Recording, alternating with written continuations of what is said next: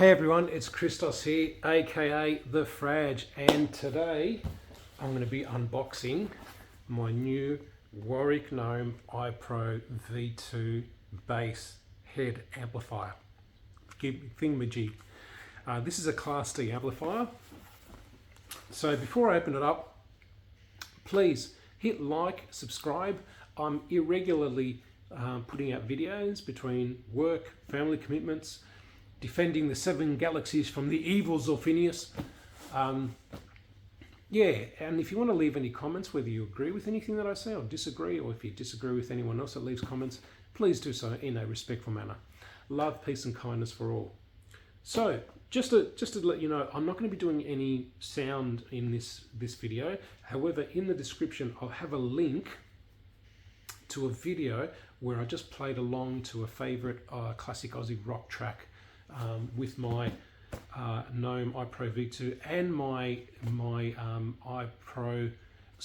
Gnome Pro cabinet, which is a 15-inch 4 ohm 300 watt cabinet. And because it's a 4 ohm cab, I'm able to get the full utilization of the watts from this head. So let's open it up.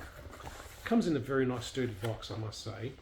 And you've got the owner's manual, which is in German. It's not a tumor. And also in Aussie, mate. Yeah. So she'll be apples. So that's that. Let me just take the amplifier out first. And in the back here, if I lift that up, you've got the power cable, the USB cable, and so on and so forth. So let me put that down. And let me just take the amplifier out and show you. Now, I got this for a little over $300. $300 for a 300. It's basically $1.10 or $1.30 per watt. I mean, it's incredible when you think of days gone by when bassists would have themselves and their roadies carry the Ampeg coffins on stage, the 8x10 cabs, and their heads were like 90 pounds, 80, 90 pounds, having transformers the size of your head that weighed about as much as 4 house bricks. And, you know, the 6550 power valves that were in there, or KT88s, whatever they had in there. So nowadays, things are becoming more modular, smaller, lighter, especially in the bass amplification world. It's incredible how far we've come, and who knows where we're going. And nowadays, I'm seeing more bassists use preamps where they'll take a Tech 21 Sans amp and they'll just plug it straight into the front of house, in-ear monitors, and that's it. No amps, no nothing. So let's look at this amplifier. So you've got your input. You've got your SIG, which is your signal lead. Now, when you're playing, it turns green and it shows that the active signal is going through the preamp without any need for compression because the signal isn't clipping yet. But when it turns red, the LED, it means that the signal has compression applied to it because it's clipping. Then you've got your gain, which also acts as a volume as well. And these dials, I must say, they're very sturdy. It's not like they're flimsy or loose. Then you've got your 3-band EQ, which is your bass, middle and treble, and each one has 15 dB boost and cut, which is a good range. Then you've got your master volume, your power LED, your auxiliary input, so you can listen to music while you're practicing, and also headphones as well. And when you're plugging in your headphones, you don't actually have to plug this into a cabinet. So let's turn it around. You've got your switch, your power switch. You've got your IEC power socket. Then you've got your speaker input. This only takes the 6.5mm 1/4-inch usual speaker cable.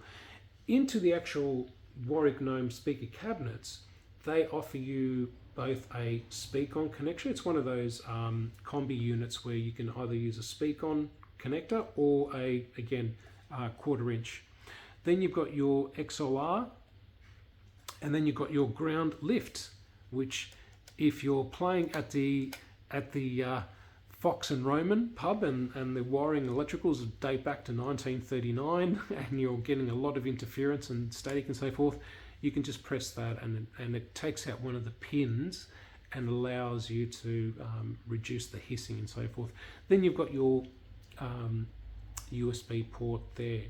Now, one thing you need to know, and there's been a bit of discussion between the bass world, is that in the actual manual, it says that this is a 280 watt amplifier at 4 ohms or 180 watts at 8 ohms. Now, the 180 watts stays consistent, but on the back of the amplifier, I don't know if you can see it, it actually says 300 watts at 4 ohms.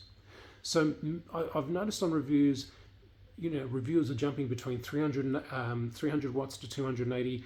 If it's written on the back of the amplifier, I take it as 300 watts. But either way, whether it's 280 watts or 300, this thing is loud. It is incredibly loud. And it's also very rugged. Now, it's 2 pieces of bent aluminium here, and it's sort of like a nice sort of matte finish, or it's a bit of a nice rough finish as well. You've got ventilation holes here, and you've got an onboard or inboard fan inside here. So when you got it on, I wouldn't cover this area here. Leave it open, leave nice room around it. It's got countersunk screws, which is great. So there's nothing protruding, and then you've got these really solid rubber feet at the bottom. So it's a really, really well constructed amplifier. Nothing crazy, nothing chaotic. No fancy bells and whistles, but it does the job, and it's got an excellent tone. Now, the iPro, I think I may have said it, but if I haven't, I'll say it. The iPro 600 watt, which is the top of the line amplifier, that has 2 speak-on cables, sockets at the back. And in Australia, they only sell for like $539. I got this for around $340. $340 that you can use at a gig, club, pub, and more than carry things for you. So it's a great amplifier. It's really, really good value. It's got a lovely, lovely tone, and it's really affordable. And you can even buy one of the smaller 200 watt heads for about $220, and you could use it as a backup if you ever went to a gig, or just use it to have tonal options really. So thank you very much for listening to my video. Please, like I said, hit like and subscribe. Happy to take your feedback, and stay tuned, and I'm going to be putting out more videos. So thanks everyone, keep safe, stay positive, and most of all, keep rocking. God bless you.